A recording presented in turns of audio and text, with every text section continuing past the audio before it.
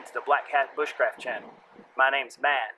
Today I wanted to do an explanation of an acronym, which is S.TO.P or STOP.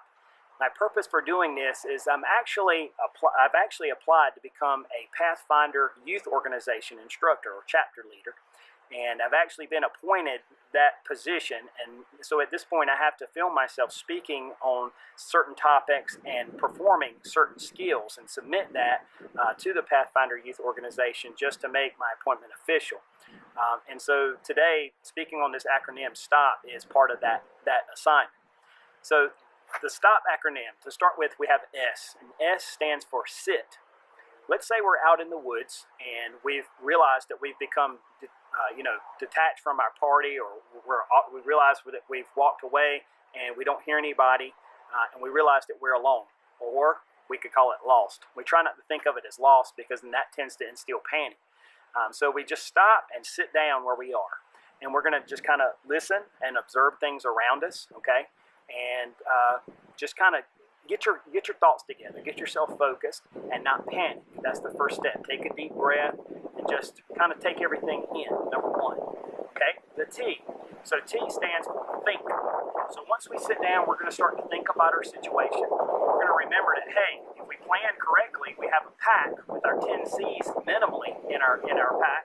So we have the resources that we need to provide for ourselves, at least for 1 night, 2 nights, even 3 nights in the woods.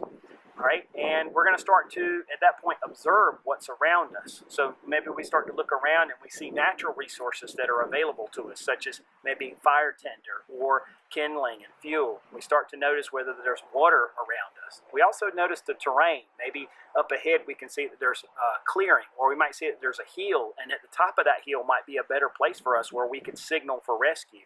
All right, so we start to observe the landscape and what's available to us to help us in our scenario. And the last thing is, after taking those things in, we create a plan of action.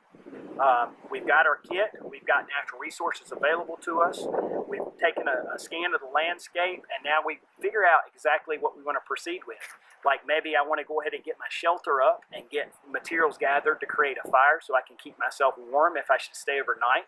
Get that fire going because the smoke or the light from the fire might be visible if someone's looking for me, and so that'll help the signal for the rescue.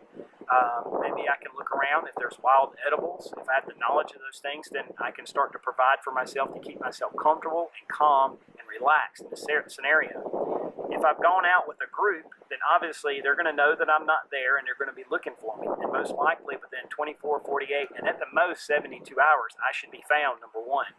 Or if I went out by myself, then I would have been smart to leave a plan with someone exactly when I was leaving, exactly where I was going, and exactly when I would be expected back. So that when I didn't show back up, that would initiate some people to start looking for me, my family or whatever, friends or whoever. So following this STOP acronym is very simple and straightforward, but it does help us to have something to kind of fall back on when we start to lose our focus, when we feel scared or nervous in those type of situations. Stop. Remember this one. Sit. Think. Observe and plan. If you follow those steps with the skills that we're working to attain as outdoorsmen, with the basic equipment that we're going to carry on us anyway, we should be able to provide for ourselves and turn this type of scenario not into a survival scenario, but inconvenient camping, as Dave Canterbury refers to it. And to be honest with you, instead of it being stressful, hopefully it'll be fun. It's an opportunity to get away. I didn't expect to be out here camping, but it just worked out that way. I'll take that. So with the proper training, with the proper equipment, and the proper mindset, should be no problem. I appreciate you guys taking the time to tune in to this, and I look forward to talking to you again very soon. Until then, take care, and God bless.